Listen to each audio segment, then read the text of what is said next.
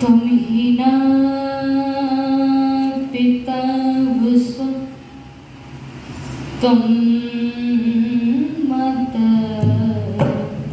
शतकृतो भुविथा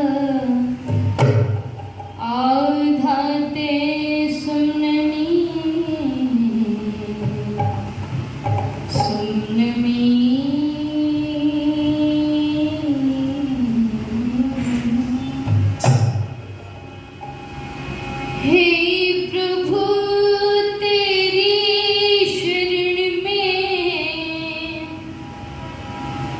हम सदा तेरे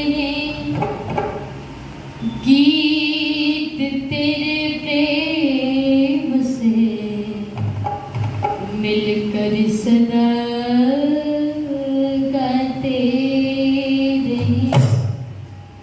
ओम तेरा नाम है पिता सब सुखों की खानी है,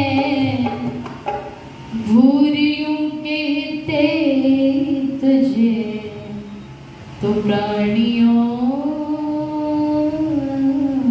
का भी प्राणी है, भूरियों कहते तुझे तो प्राणियों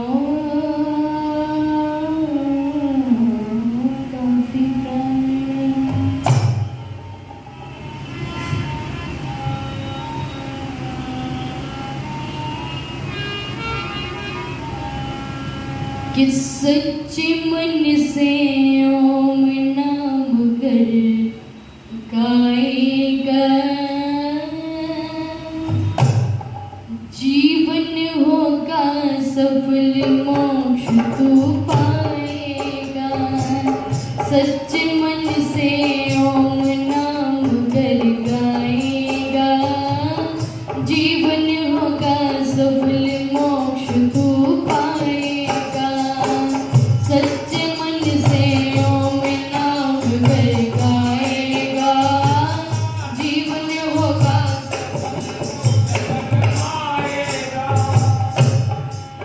सर्वोत्तम मानव चोला शुभ कर्मों से है पाया। सर्वोत्तम मानव चोला शुभ कर्मों से है पाया। यह मुश्किल से मिलता है वेदों ने श्रेष्ठ बताया। यह मुश्किल से मिलता है वेदों ने श्रेष्ठ बताया। प्रभु यदि ध्याएगा जीवन होगा सफल मोक्ष तू पाएगा। सच्चे मन से ओम नाम कर गाएगा, जीवन होगा सफल मोक्ष तू पाएगा। ओम नाम गाएगा, जीवन होगा सफल मोक्ष पाएगा। ऊंचा पद पाकर बंदे तू क्यों ज्यादा इतराता। ऊंचा पद पाकर बंदे तू क्यों ज्यादा इतराता। धन दौलत कुटुंब कबीला सब यही धरा रह जाता। धन दौलत कुटुंब कबीला सब यही धरा रह जाता। अकेला जाएगा जीवन होगा सफल मोक्ष तू पाएगा। सच्चे मन से ओम नाम कर गाएगा, जीवन होगा सफल मोक्ष तू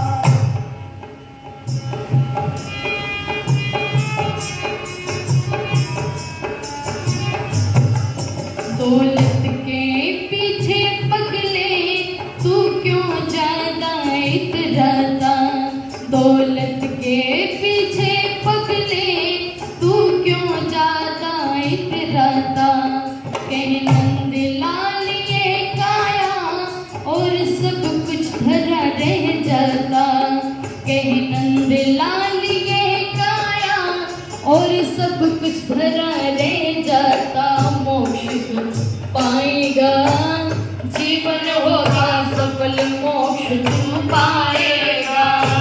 सच्चे मन से ओम नाम कर गाएगा, जीवन होगा सफल मोक्ष तू पाएगा।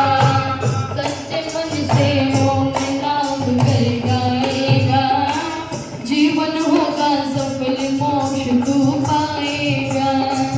जीवन होगा सफल मोक्ष तू पाएगा, जीवन होगा सफल मोक्ष तू पाएगा।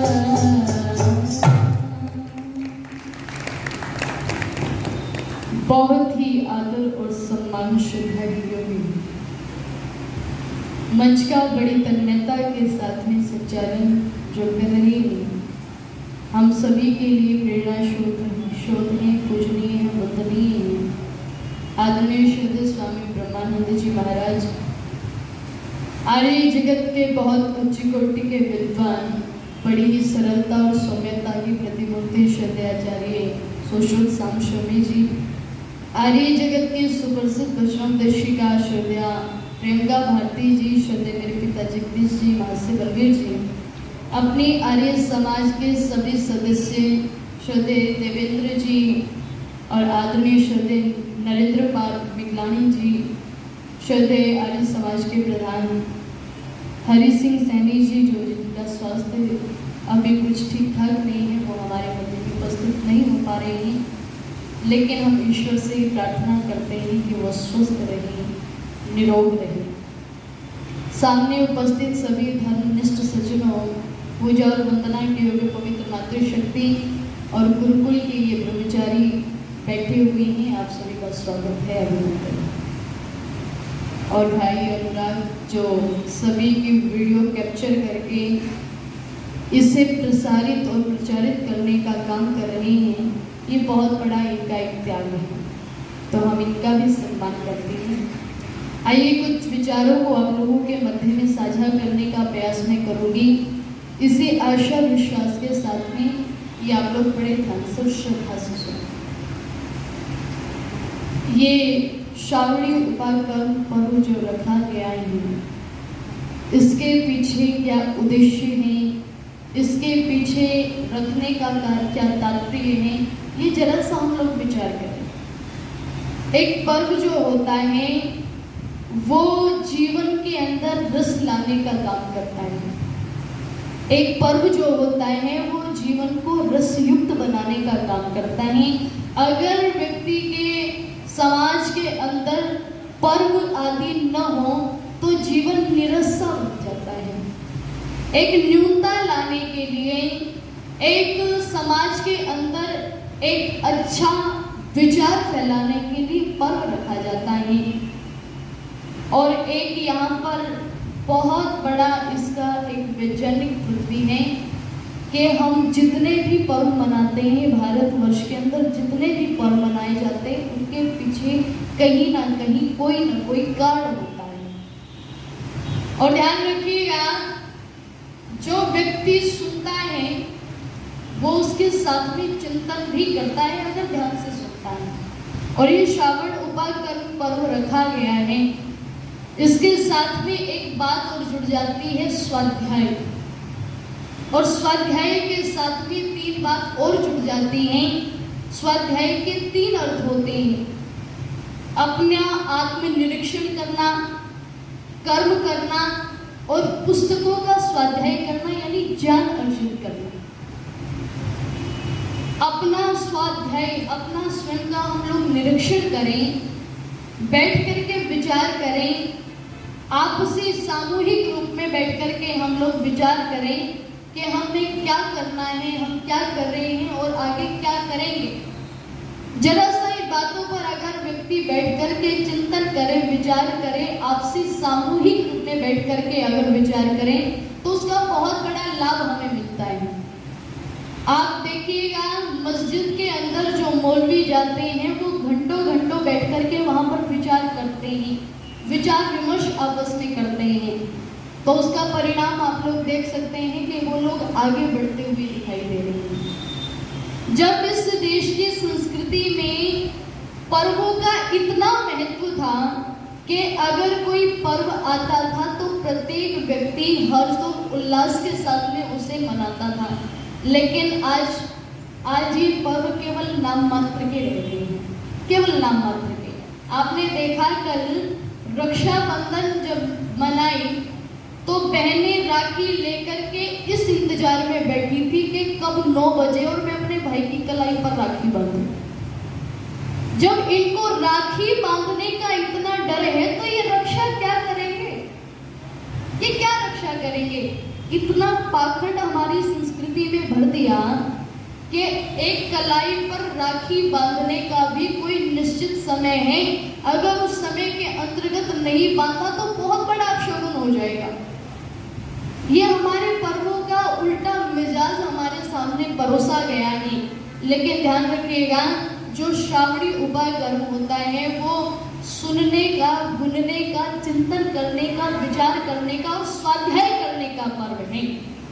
और ध्यान रखिएगा, आपने कभी गन्ना देखा हो और गन्ने की जो बीच में पोरी होती है उनको भी पर्व कहा जाता है। संस्कृत में उनको भी पर्व कहा जाता है। अगर वो गन्ना मान लीजिए उसकी गांठ ना हो, पर्व ना हो उसके, और वो खड़ा रहे तो जरा सी आंधी तूफान आए तो वो गिर जाएगा। अगर पर्व उसके अंदर नहीं है, गांठ उसके अंदर नहीं है तो वो बड़ा कमजोर हो जाएगा।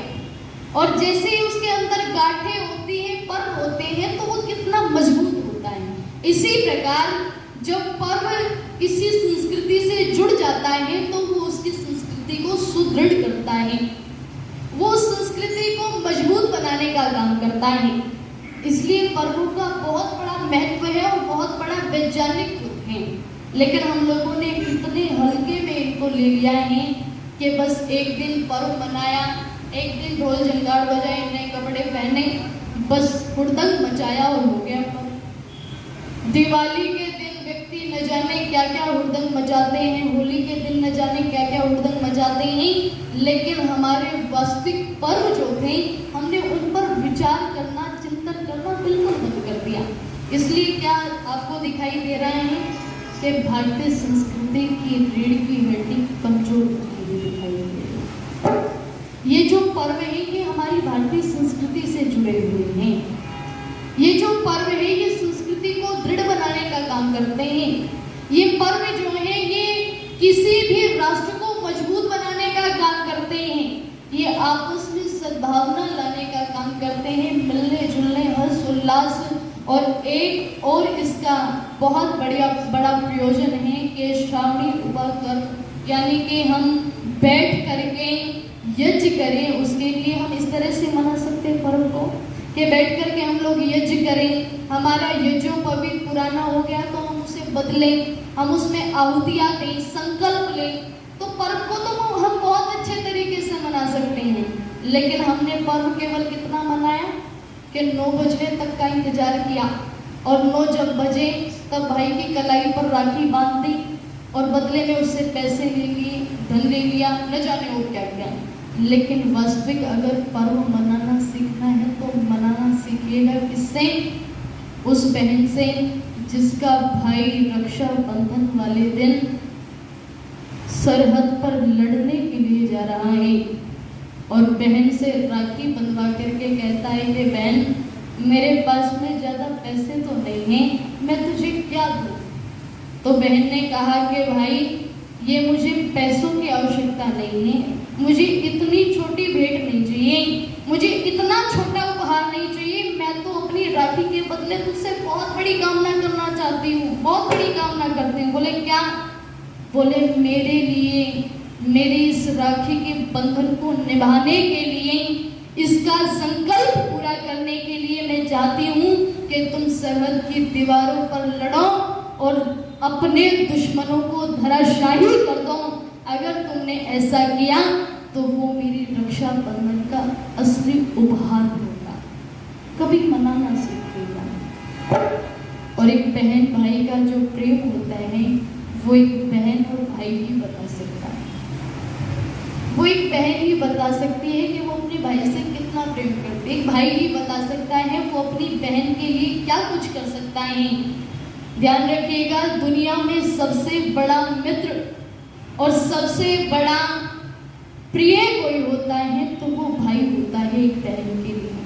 दुनिया का सबसे बड़ा मित्र भाई होता है।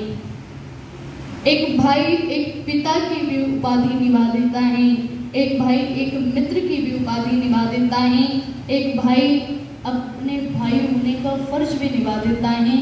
तो बहन भी कभी पीछे नहीं हटती, अपने भाइयों के अंदर वो हुंकार, वो जागृति लाने का काम समय समय पर करती हैं, जिनकी राष्ट्र को जरूरत होती है, जिनकी स्वयं को जरूरत होती है, जिनकी समाज को जरूरत होती है। ये होता है पर्व। पर्व तो ये होता है अगर कोई मनाए तो, लेकिन हमने पर्व क्या मनाया कि दो तो रक्षाबंधन मना ली, पंडितों के कहने पर पता नहीं कौन सा भूचाल आ जाएगा। ये इतने पाखंड के अड्डे खोद दिए इन लोगों ने कि दो तो रक्षाबंधन, दो शिवरात्रि, हर जगह नई खोजे। लोग तो इतनी तरक्की कर रहे हैं, कोई चंद्रमा पर जीवन ढूंढ रहा है और इनकी क्या रहते खुरपाती दिमाग के दो रक्षाबंधन, दो शिवरात्रि। ये सारे के सारे धर्म के ठेकेदारों के अपनी तरह से जनता को ऐंठने के साधन हैं।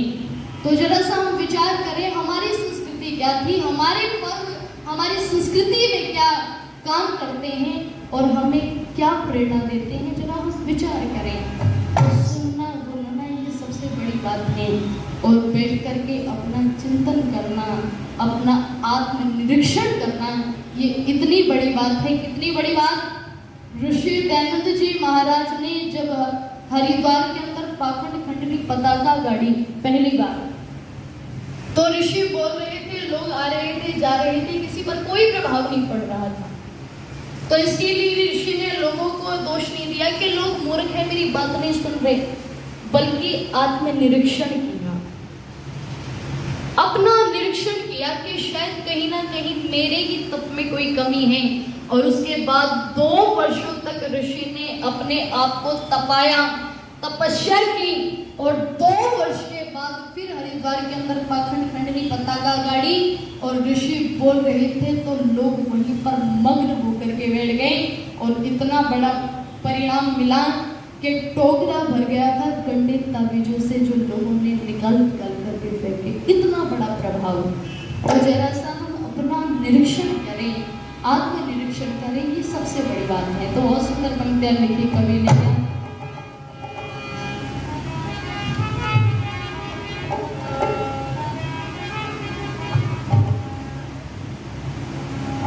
बाल संबंध से हमारे बहुत कार्यकारिणी के सदस्य पहुंचे हैं। आदरणीय श्रद्धेय यतेंद्र जी अपनी पूरी टीम के साथ में पहुंचे हैं। इनका बहुत बहुत स्वागत है, अभिनंदन। तो मैं निवेदन कर रही थी आप लोगों के मध्य में, जरा सा हम अपनी संस्कृति को पहचानने का प्रयास करें। हम क्या थे, क्या होंगे अभी, आओ बैठकर विचारें ये समस्याएं सभी। बहुत सुंदर पंक्तियां लिखी पंडित शोभा राम के जी।